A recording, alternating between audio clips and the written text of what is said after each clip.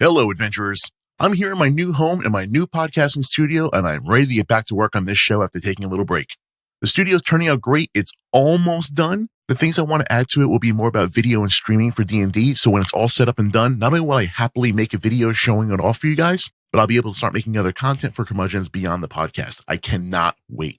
So to make up for taking the time off, I'll be giving out an extra bonus horror story this Saturday. We have some really great ones, and I wouldn't want to keep them from you. Today's episode, we're continuing with our reading and review of the top 50 tips for Dungeon Masters blog post by MT Black Games. This is part 4, so make sure you check out the previous episodes, but the tips are in no order, so I guess our episodes are too. You go ahead and listen in whatever order makes you happy. Were they all winners this time? And will we finally understand the callback joke from last episode that was actually recorded after this one? Everybody roll initiative. Sometimes talking with friends feels like role-playing. Sometimes it feels like combat. Join us at the round table and roll initiative. This is Curmudgeons and Dragons.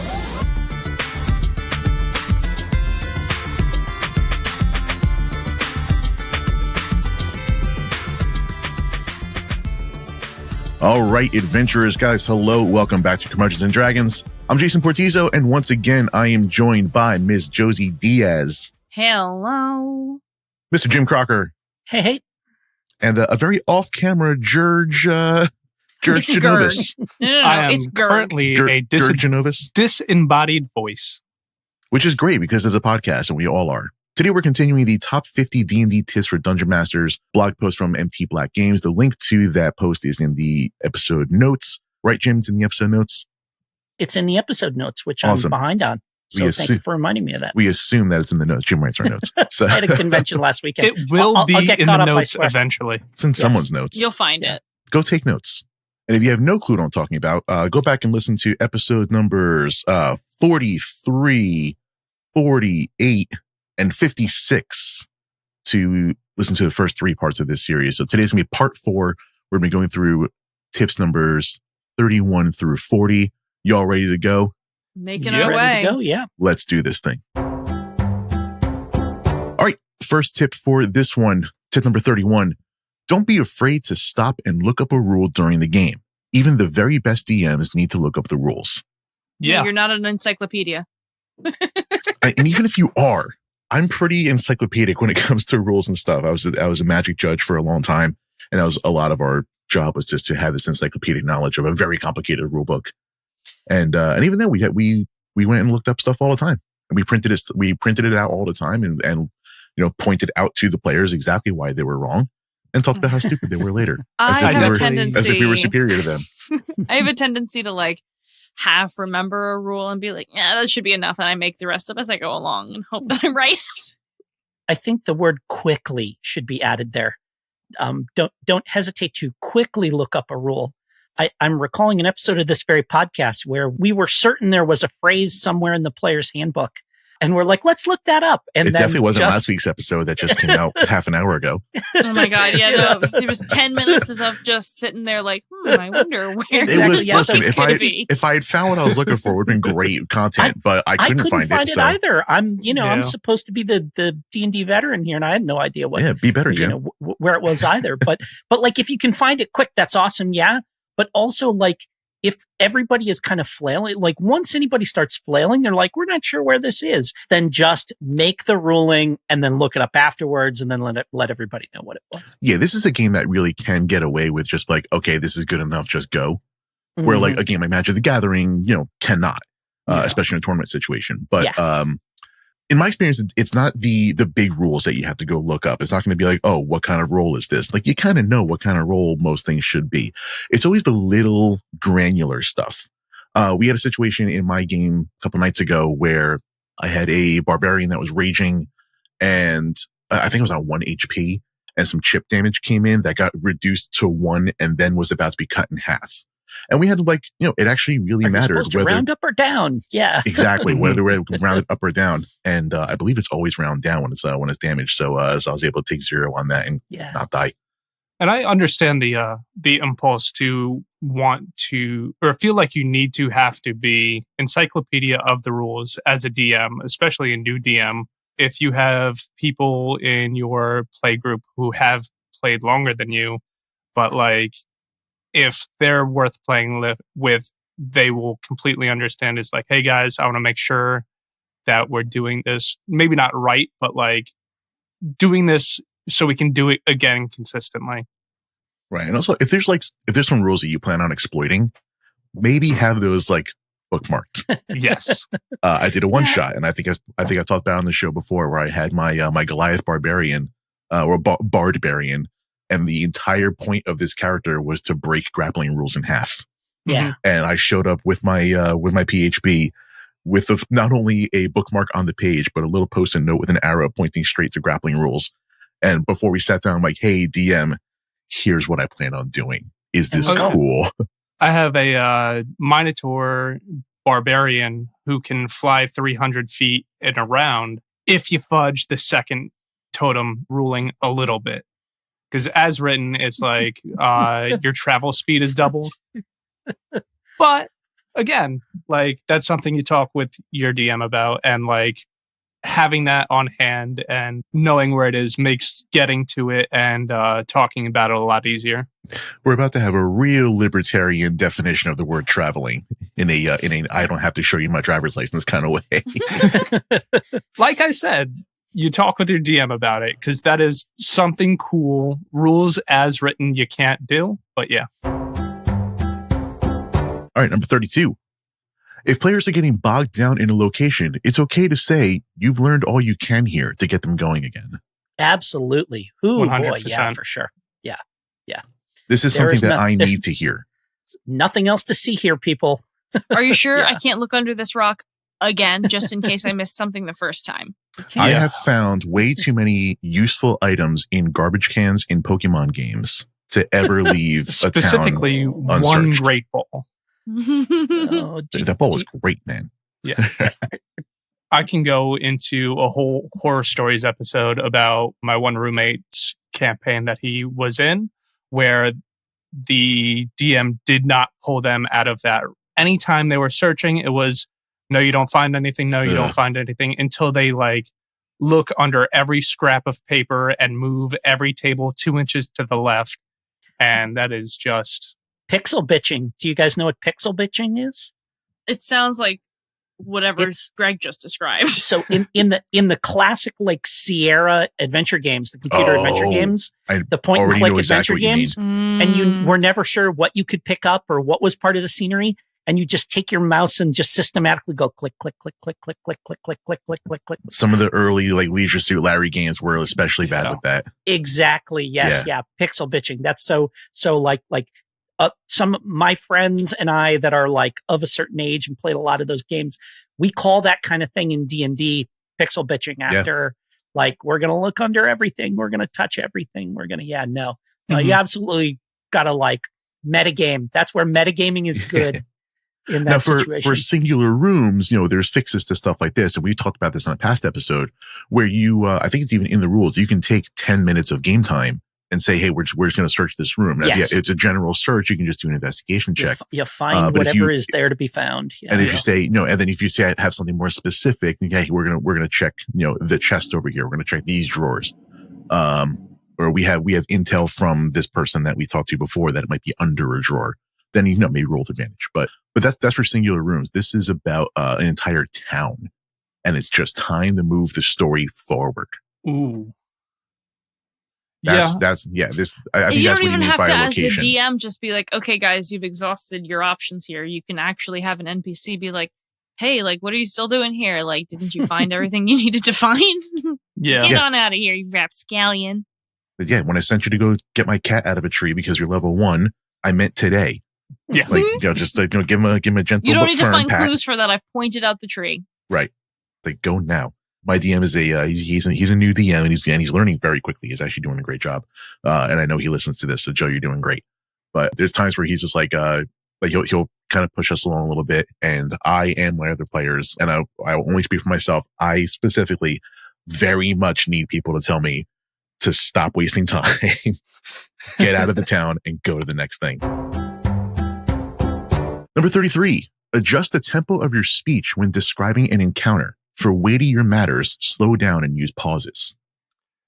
I feel like this goes into like the role play for NPCs where it's just like, yeah, this is kind of just good theater, you know? Yeah. You don't need a degree in it to be like toying with it a little bit.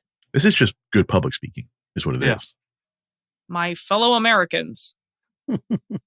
I and I am miss a jelly Justin. donut. Yeah, I don't really think this needs to be even said, but I mean, it's good advice, sure, but I feel like this could have been 49 tips, Yeah.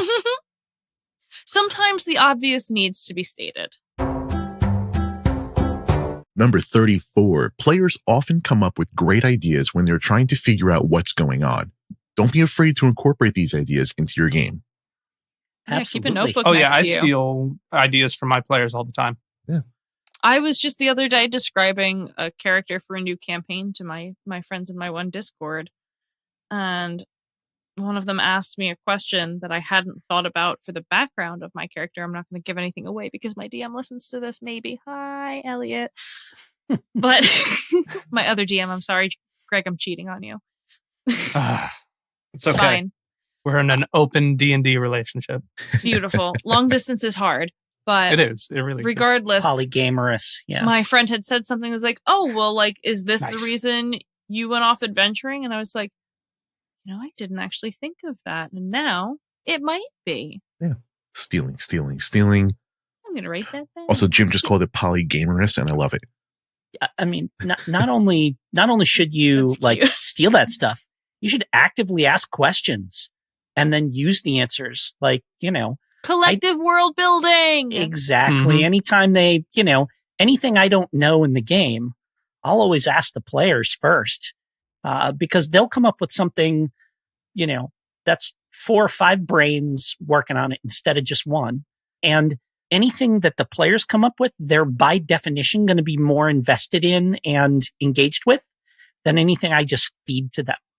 So, my description of the barkeep, I'm not invested in that. But if I let them describe the barkeep, tell me what's unusual about the barkeep, ask the bard, why do you find the barkeep super hot? Like that. That's the kind of thing that, that just takes on a life of its own. And, they've done the work for me. For those of you wondering, it's because the barkeep looks like Oscar Isaac. There we go. All right. Well, obviously. First of all, I Naturally. believe every barkeep everywhere looks like Oscar Isaac. I could dream. But now Josie's deeply engaged with that game. So, You bet I am. so there we go. They're not Gonna engaged engage with yet. it They're just later. seeing each other. They're just kind of having some fun, seeing what happens. Polygamorous. Yeah. Number 35, and I think this is like, we can do a whole episode on this one, and it's probably going to be an angry episode. Don't call for an ability check unless there is a meaningful and interesting consequence to success or failure. I mean, yeah, but I think meaningful or interesting. I don't think it necessarily needs to be both. Yeah. Because something can be interesting to a single character on a, like on a personal note or as a little bit of flavor or something that's not necessarily, earth-shatteringly meaningful to the campaign. Yeah, I was going to say, I don't know if I understand this one because isn't just like, oh, I want to do this thing. Okay, well, to do this thing, you would need to be a little bit athletic. So I'm going to have you make an athletics check, regardless of whether or not you're going to find something cool if that's what you want to do. I think it's more like if nothing's going to happen, regardless of whether they pass or fail, or if there's no path to success on the check, then it's just a waste of a die roll. Yeah. I think they just could have worded that a little bit better in terms of like what they mean by interesting or meaningful. Any suggestions on how you would word it? Yeah, like if there is a possibility of like failure, then you would roll a dice. If there are consequences to your action, Yeah. there should be a dice roll about it. Mhm. Yeah. Okay, that's slightly different. I think it's in the same spirit as how they have it In worded. the general ballpark. We'll say it's good advice, but don't go to the letter of the law on this one. 36. Steal campaign ideas from all of your favorite books, comics, movies, and Yes. TV shows. Yes. Absolutely. I wasn't even going to let you finish. All of them, every single one of them, all the time. first campaign I was ever in, our first dungeon, the DM just laid out a cardboard sheet, and it was just a drawing of the inside of the Great Deco Tree from Ocarina of Time. Okay. And like steal everything always, 100%. You could turn Finding Nemo into a pirate campaign. Yes, you can. Easily. Brother Bear, your druid gets stuck in his bear form. And I mean, I guess if there's a caveat here, it's that there's two different things you can do. And one is to make it super obvious. And like Greg, like you were saying, you just lay that down and you're like, boom, the Ocarina of Time. Everybody recognizes it. We all know what's going on there. This is where and we are you're now. not concerned about like a little breaking of the fourth wall, right? With everybody kind of Yeah. knowing that's exactly what's going on, you know, and then you like take a plot from something, reskin it. And anybody that's like really familiar with like that particular episode of Star Trek will know that that's the storyline that you're doing, but you're not necessarily like laying it right out there. You're just taking the basic elements of it and, you know, laying all that D&D stuff over the top of it. Mhm. But you can do either of those and, you know, they'll both have a different effect, but it all works, you know, I mean, whether you're obvious about it or not. realistically, there are no new and original storylines, just new and original ways of portraying them. Exactly what I was going to say. Like Mhm. there's such a complete body of work out there that like whatever tangential idea you think you came up with, someone else probably already fleshed it out more and just kind of just pick up where they left off. Probably did it 500 years ago too. And let's not be too proud. They probably did it better than you. Oh, yeah. I have a friend who is not super into like pop culture, but he loves like making stories and whatever. And historically, he has a long track record of just almost word for word telling the synopsis of some big thing that was huge in the 80s. Like, it's amazing. He does not know the property at all, but will 100%. Okay, I've got this Just read it. amazing idea for robots that turn into cars. And there's a whole planet of them. And some of them are good and others are evil. What do you guys think? Huh? Here's Some of them are good and others are deceptively evil. Yes. like Yes. a little less on the nose, but 100% that's exactly what happens. Okay, so 5 chromatic teenagers with attitude. Yes. Exactly. But A lot of flipping. the funny thing there is that that's been done They're a all 1,000 monks. times. Oh, yeah. The only thing I would do is I would add to this very emphatically, like campaigns and dungeon modules.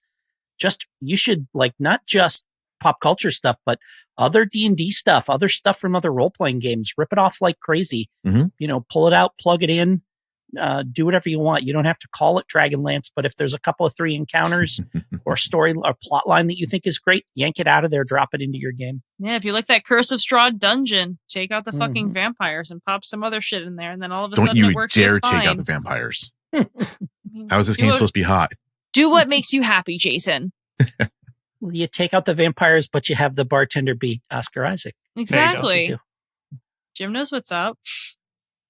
Who's also a Then vampire? it turns out Oscar Isaac is a vampire. No, he's actually a werewolf. There we Plot go. twist. I'd be- Everybody's happy. I'd be into that. All right. Yeah, I know you would, Jesse. So sorry that I'm like this. Number 37, ask your players what magic items they'd like to find. Even if you decide to ignore their suggestions, it will help you understand the player's goals for their character better. Hey, Jason, can I get a fanny pack of holding? Yeah, sure you can. And then just never see one ever. 100%. I love like 4th edition went so far as to just say like explicitly have your players give you wish lists Mhm. and then put those things into the campaign Mhm. as you go. I think this is fantastic advice. I think there's and there's way too many DMs that are like that have this weird thing where like they simultaneously don't want to give the players what they would like that would make sense and that would fit well in the game, but they also have these ideas for like bonkers crazy homebrew items that nobody asked for that they want to inject into the game. And it's like that feels like the worst of both worlds to me. So, Honestly. I had a just give them what they want. I had a DM that would like ask us a bunch of different items and things that we'd like, or like things that we'd like our characters to be able to do that you could do through wondrous items and things. And he wrote them down, folded them up on bits of paper, and put them into different bags based on the rarity. And somebody could pull from the bag for whatever rarity for it. And, your teammate might get the item you wanted, but it's still in the campaign and you can finagle to get it into your grubby little hands. Nice. Maybe throw a player something they actually want every now and again. I don't know. That's a weird suggestion, and I Right? don't like it. Greg, it was great having you on the show. We'll see. All right. Have a good night, everybody. Number 38, say yes as much as possible. Encourage the players to try new and unusual things. Yeah. I feel like that's I don't need Just- encouragement. kind of being good at improv. It's always a yes and or a yes but. That's exactly how I interpreted that too, where it's like, and if something is completely off the wall and I kind of see like, And Jim it's the coming up with- occasional no. and no's fine. Yes. If something's too bonkers or something yeah. is like, too against, we're in the air flying on some sort of like, some sort of birds right now. Can I stand up on this thing, try to take a shot, backflip off onto the next bird and, then do a swan dive without taking any damage?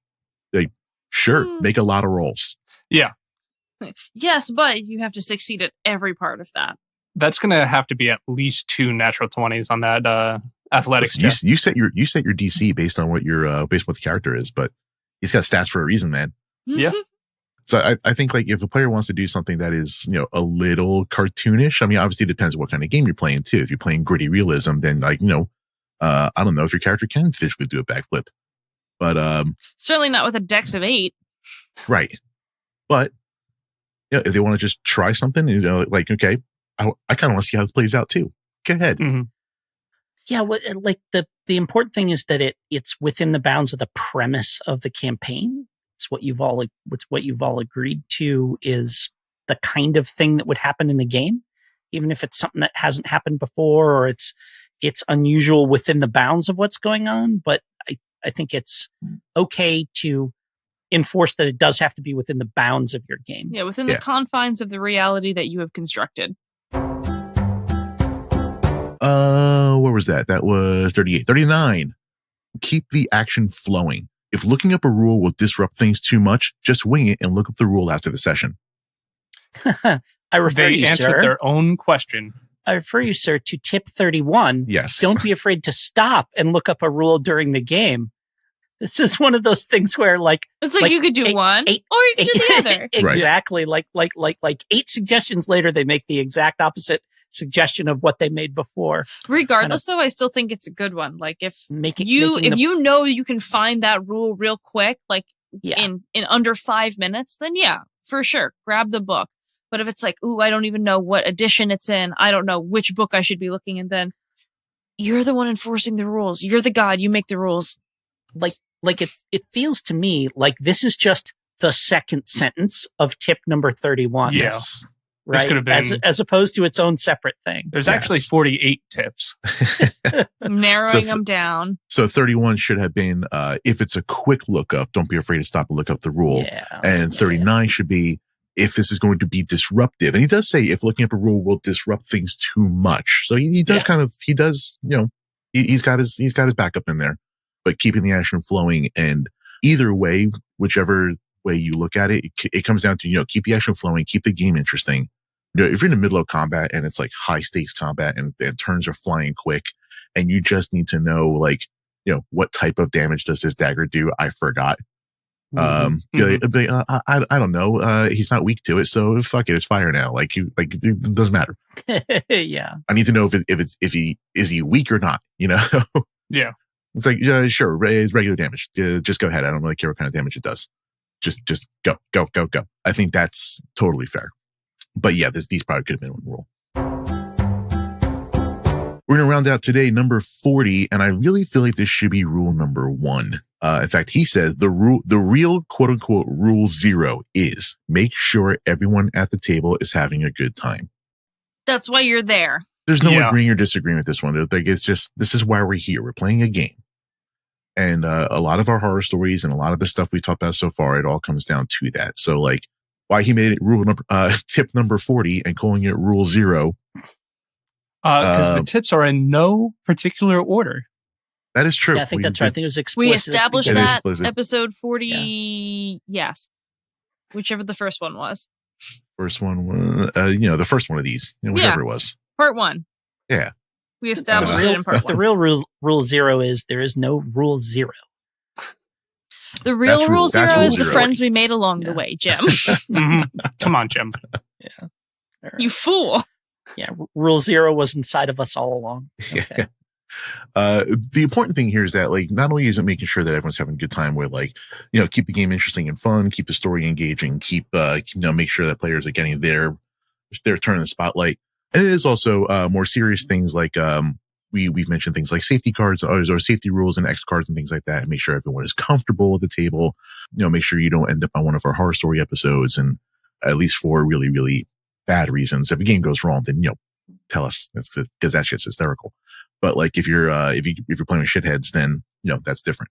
So there's more to consider than just keep the game interesting and fun. But it's And I worth think the other important corollary here is you're a player too if you're the DM, and that you should be having fun and enjoying the game. Yeah. I mean that it can be you're doing more work than everybody else. Chances are you're investing more in it, but you should be enjoying it at least as much as everybody who's playing is enjoying it. This is not like labor you're doing on behalf of others that you're where you're not supposed to have fun too. should be fun. So that's going to do it for this one. We've got one more of these left, tips 41 through 50. That'll come out in a couple of weeks. So if you agree with any of these, if you disagree, please let us know. curmudgeonanddragons.com/contact is a great way to get in touch with us. Shoot us a DM on Instagram, all that kind of stuff. But how you guys feeling about these so far? We're still on board? Yeah. Yeah. I don't particularly hate any of them, no. Last time we had some straight up bad ones. This time we had some that just like probably didn't need to be their own rules. The Well, bad ones spoiler- are also fun too. Spoiler, the next one is terrible. So tune in next time. Oh, good, Oh, 'cause I I'm haven't- so excited because I haven't read Ooh, ahead because I don't do my I homework. disagree strongly with the next one on the list. So there we I go. don't read these ahead. In fact, I have the page Okay. open right now and I'm currently not even reading it. So these episodes are my true blind reactions. Cool. So yeah, check that out. Check that one out next time. That's going to be next month. But yeah, curmudgeonanddragons.com. Everything that I could possibly be promoting is on there. Links to everything is there. I'm on Instagram at Jason Portizo. Josie is on Twitter at Goblin Scratches. Jim is on Twitter, YouTube, all sorts of things at Jim Likes Games.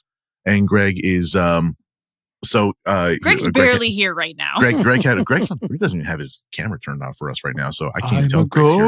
You know what? Greg had his camera off the whole time, but I could still feel him looking at me through a bunch of those. Yeah. Because you're a chaos goblin. Guys, thanks for listening. We'll see you next time. Remember, Easy, guys. the friends we made along the way were inside us all along. Oh, I Gross. hope not. Oh, no. Oh, no. Thank you for listening to Curmudgeons and Dragons. Please share this with your favorite adventurers. Leave a review on Apple and follow us on social media. All links can be found at curmudgeonsanddragons.com. Practice safe adventuring, my friends. This has been a JTP Audio podcast. Thanks for listening.